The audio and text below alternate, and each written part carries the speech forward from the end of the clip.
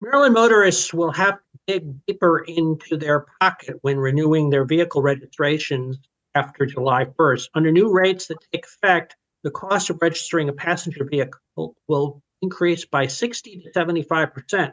Passenger cars weighing in excess of 3,700 pounds will cost $323 for 2-year registration. Nancy, there is even a surcharge on EV and plug-in hybrid.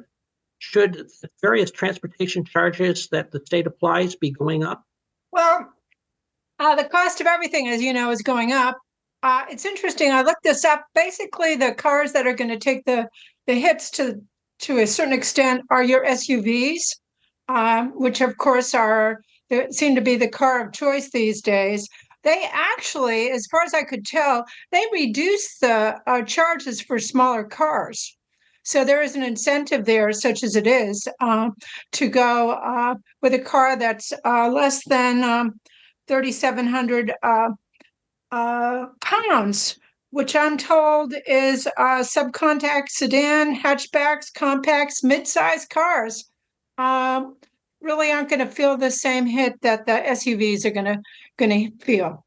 Well, I got to say, I know Dwight's got the biggest car that I know of, so he'll be taking it too. But Dwight, transportation infrastructure costs money. There's no really getting around that. How should the state pay for it? Well, there's a lot of innovative ways of doing it without going into the automobile owners or SUV owners, which are the safest cars on the road.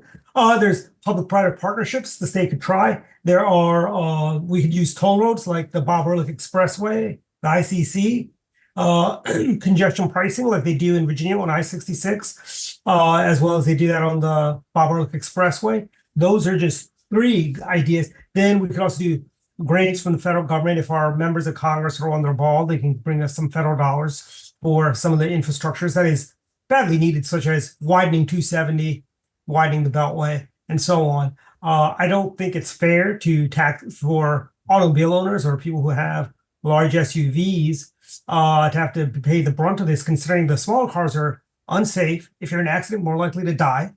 And I have just a personal experience. A couple years ago, my Yukon was rear-ended by a Camry on the Baltimore Washington Parkway, which went underneath and bounced back. But when I got out, if I didn't go to the back of the car, I think it was a Corolla that hit me. I mean, it just totally, rear-ended the back, and my car was totaled as a result. But those small cars are not safe when you have big trucks, SUVs. In our area, we've got dump trucks on the highways. We got all these work trucks, work vans. It's just not safe. Safety should be paramount, frankly. And there's a lot of innovative ways of paying for in transportation stuff without going after the automobile driver, like gas tax increases and toll, so on. Nancy, do you have a thought? Yeah, they've tried all that, and they will continue to do that. They will continue to impose tolls where they can.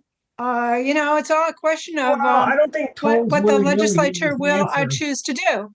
And and frankly, the increases are not that significant.